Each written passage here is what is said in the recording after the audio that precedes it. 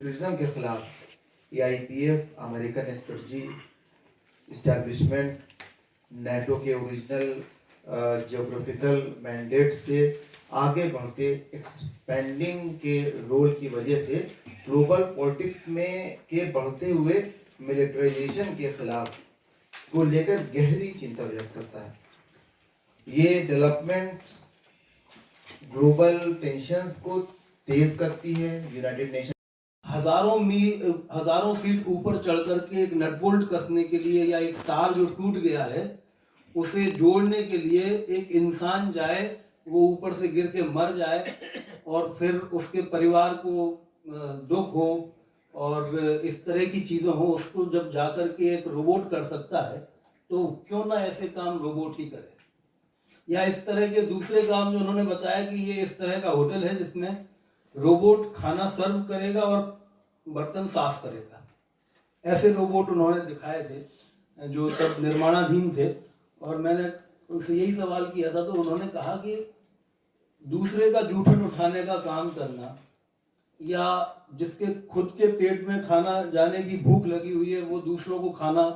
खिलाने के लिए लगा हुआ है, ऐसे कामों को जिसको कि हम सेकेंडरी मानते हैं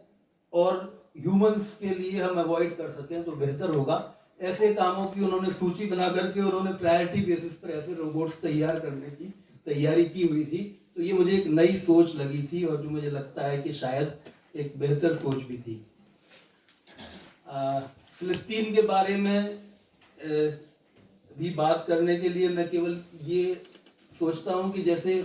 लोग कहते हैं कि नहीं वैसा देश नहीं होना चाहिए जैसा RSS या भाजपा चाहते हैं, तो मैं जब आज से 25 साल पहले जब मूवमेंट में दाखिल हो रहा था तो तब मैं ये सवाल पूछता था कि क्यों नहीं होना चाहिए, क्या दिक्कत है इसमें। राम राज्य वो कह रहे हैं और वहाँ शेर और बकरी एक घाट पर पानी पीते हैं तो हो जाने तो वैसा, लेकिन वो वैसा नहीं है। ये धीरे धीरे 25-30 साल में समझ में आया। और उसी तरह से अगर मैं ये कहूँ कि जैसी दुनिया बन रही है वैसी क्यों नहीं होनी चाहिए, हम न्यू इंटरनेशनल इकोनॉमिक ऑर्डर की खोज क्यों कर रहे हैं। जया जी, सत्येंद्र जी और तमाम लोग दुनिया में, शुक्ला जी, वो सब लोग ऐसा क्यों चाह रहे हैं कि ये जो निज़ाम है ये बदले और एक नए किस्म का निज़ाम बने। तो वो समझ मेरे भीतर हासिल हुई फिलिस्तीन जाकर के, जहाँ से मैं 17 दिन पहले लौट करके आया, कि अगर वैसा अंतर्राष्ट्रीय समाज दुनिया नहीं बनेगी जैसी ये लोग चाह रहे हैं या वैसी ही चलती रहेगी जैसी जारी है, तो दुनिया भविष्य में फिलिस्तीन बन जाएगी, जहां इंसान इंसान के बीच गैर बराबरी के और अपार्थाइड के, नस्ल भेद के इतनी चीज़ें तजवीज़ की जाएंगी जो हमारी सोच से बाहर। हमने नेल्सन मंडेला की कहानी पढ़ी है, हमने गांधी जी की कहानी पढ़ी है, उनके साथ दक्षिण अफ्रीका में कैसा सलूक होता था, हमने रंग भेद और ये सब चीज़ों के संघर्ष पढ़े। लेकिन मैं जब तक, और मैं 20 साल से फिलिस्तीन पर बोलता आ रहा हूँ, भाषण देता हूँ और आप सबके साथ नारे लगाता हूँ, जुलूसों में शामिल होता हूँ, लेकिन नस्ल भेद होता क्या है और ये उससे भी ज़्यादा भयंकर है जो जर्मनी में किया हिटलर ने यहूदियों के साथ, और यहूदीवाद के नाम पर जो अब किया जा रहा है फिलिस्तीनियों के साथ। मतलब मैंने नहीं सोचा था कि वहाँ उनके साथ दुर्व्यवहार होता है, उनके साथ अलग तरह से व्यवहार होता है, ये तो एक अलग बात है, लेकिन उसके तरीके क्या क्या हो सकते हैं। यानी आप एक मोहल्ले से दूसरे मोहल्ले नहीं जा सकते, आपको अलग रंग का कार्ड दिया हुआ है, आपको पुलिस कहीं भी रोक सकती है। जैसे हम देखते हैं कि कई बार कई शहरों में और कई सूबों में जहाँ पर के मुस्लिम विरोधी घृणा को इतना ज़्यादा फैला दिया गया है राज्य के द्वारा प्रायोजित करते हुए, मीडिया के द्वारा प्रायोजित करते हुए, कि वहाँ अगर आपका नाम मुसलमान है तो आपको मकान मिलना, आपको दुकान मिलना, आपको रास्ता पार करना या एक साधारण से चालान पर आपको बड़े संकट में फंसा देना बहुत आसान हो जाता है। लेकिन ये लगभग हर फ़लस्तीनी के साथ में होता है और ये ऐसा होता है। ये केवल कर्फ्यू के दिनों की बात नहीं होती है, ये केवल 5 साल की भी बात नहीं है, ये दशकों की बात है और लगभग अब पूरी शताब्दी हो चुकी है। और इसलिए ये भी आप लोगों को बता दूं ताकि गलतफहमी ना रहे कि फिलिस्तीन फिलहाल जो है वो 2 इलाकों में बटा हुआ है, एक वेस्ट बैंक है और एक गाजा है। गाजा है जहां जो आज सुर्खियों में है फिलिस्तीन जिस वजह से, वो गाजा है, क्योंकि वहां पर लोग भूख से मर रहे हैं, लोग बम से मर रहे हैं, लोग मौत से मर रहे हैं, लोग जीने से मर रहे हैं, लोग बीमारियों से मर रहे हैं, लोग पानी ना मिलने से मर रहे हैं, दवाइयाँ ना मिलने से मर रहे हैं, और लोग जी रहे हैं। यानी 2 साल का बच्चा 80 टांके बिना उसको क्या बोलते हैं, सुन्न करने वाले को, बिना एनेस्थीसिया के इंजेक्शन के 80 टांके 2 साल के बच्चे लगवा करके जिंदा है। और औरतें अगर बच्चों को जन्म दे रही हैं बिना एनेस्थीसिया के, वो बच्चों को जन्म दे रही हैं और बच्चे जी रहे हैं, भूख में प्यास में जी रहे हैं। और इसलिए मैं समझता हूं कि फिलिस्तीन शायद आज की तारीख में प्रतिरोध का, संघर्ष का, इंसान के हौसले का और इंसान की आज़ादी का सबसे बड़ा नाम है, सबसे बड़ा नाम। मैंने छोटे बच्चों को देखा वहाँ पर 4 साल 5 साल के, जो फलस्तीना फलस्तीना चिल्लाते हुए सड़कों पर दौड़ रहे हैं, और जिन्होंने उस कॉलोनाइजेशन को, जो कि सेटलर कॉलोनाइजेशन है, जिस उपनिवेशवाद की जो अंग्रेजों ने हमारे यहाँ किया, उससे अलग किस्म का उपनिवेशवाद है वो। हमारे यहाँ उपनिवेशवाद जो था उसमें वो नेचुरल रिसोर्सेज यहाँ से लूट करके ले जाते थे, लेकिन वहां पर लोग वहीं उनके सिर पर बसा दिए गए हैं।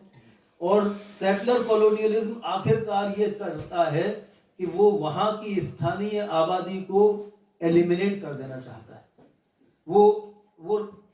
तभी शांति से रह सकता है सेटलर कॉलोनियलिज्म यानी इजरायली लोग, जब फिलिस्तीन की पूरी आबादी वहां से पूरी तरह समाप्त हो जाए,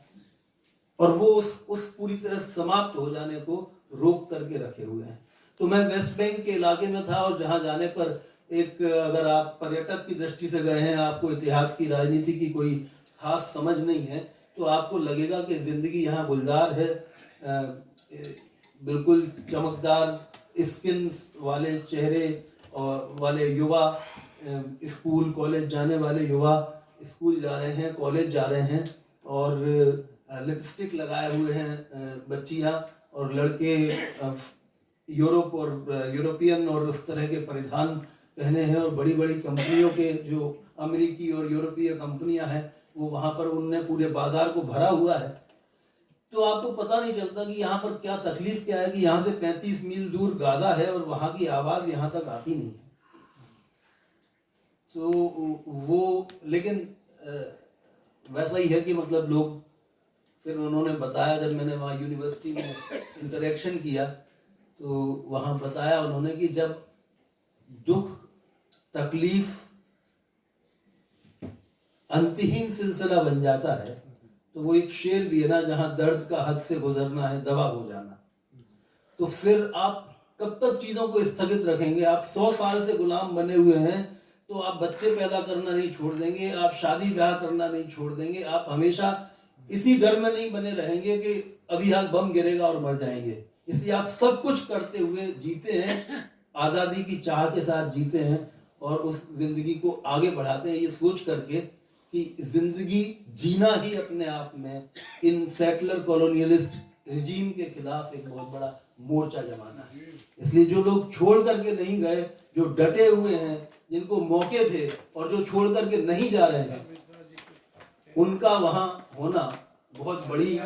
हौसले की बात है, और उसको हम सबके सैल्यूट की ज़रूरत है।